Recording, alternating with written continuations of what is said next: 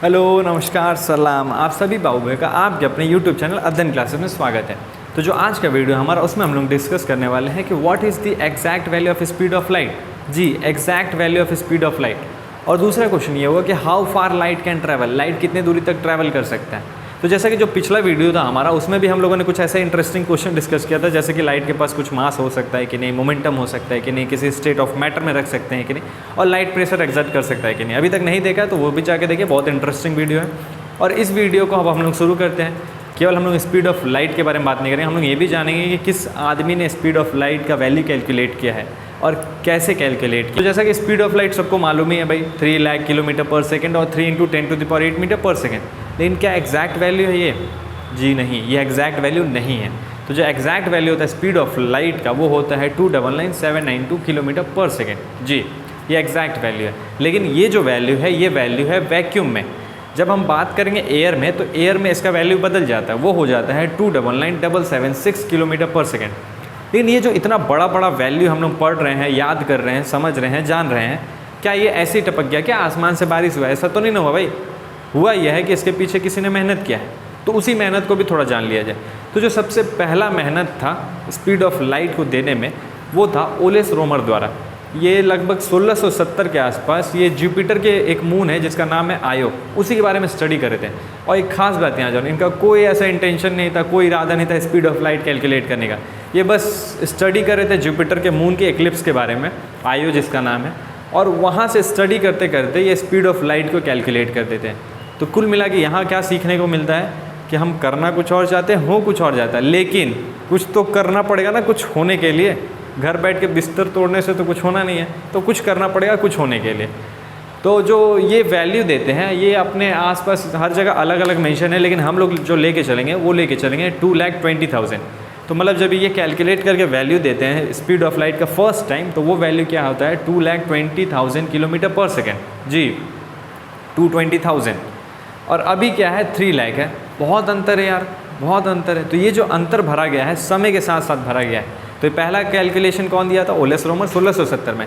लेकिन जैसे जैसे समय बीता और लोग आए उस पर मेथड का अप्लाई किया, डिफरेंट मेथड अप्लाई किए, डिफरेंट अप्रोच लेके गए, अपना कोई कैलकुलेशन दिया, अपना कोई थ्योरी दिया। तो ऐसे करते करते बहुत सारे साइंटिस्ट हैं, लेकिन जो लास्ट का एग्जैक्ट वैल्यू मिलता है अपने को वो 1970 में मिलता है इवेंसन नाम के साइंटिस्ट द्वारा।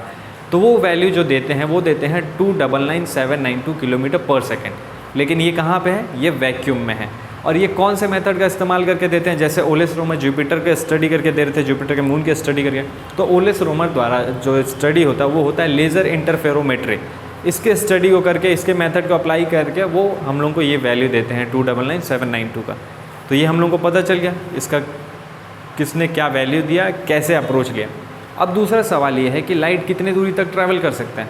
जैसे एक सिंपल हम टॉर्च ऑन करते हैं तो उसका एक लिमिटेड लेंथ होता है लाइट का, 10 metre, 20 metre, 50 metre, 100 metre, 1 kilometre, कुछ भी ऐसा फिक्स लेंथ होता है। लेकिन अगर हम इसी की बात करें सन से जो अर्थ पे लाइट आता है, सन से अर्थ का दूरी कितना है? 15 करोड़ किलोमीटर। तो ये 15 करोड़ किलोमीटर लाइट कितने देर में ट्रैवल कर लेता है? केवल 8 मिनट 19 सेकंड में जो लाइट है इतनी दूरी को कवर कर लेता है। और एक और ख़ास बात यहाँ पे, जो मून से रिफ्लेक्टेड लाइट होता है अर्थ पे, रिफ्लेक्टेड लाइट, ये रिफ्लेक्टेड जो शब्द आगे आएगा, हम लोग डिस्कस करेंगे आगे, अभी नहीं, ठीक है। हाँ, तो जो मून से अर्थ पे लाइट आता है वो केवल 1.28 सेकंड में आ जाता है।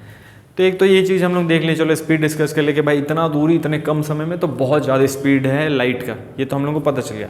लेकिन ये जो इतना ज़्यादा दूरी ट्रैवल कर रहा है और यहाँ पे हम टॉर्च ऑन करें वो भी कुछ दूरी ट्रैवल कर, तो भाई लाइट एग्जैक्टली कितने दूरी तक ट्रैवल कर सकता है? ये सवाल आना चाहिए ना, नहीं आया तो आज आ गया, बता देते हैं। तो जो लाइट दूरी ट्रैवल कर सकता है वो होता है इनफाइनाइट।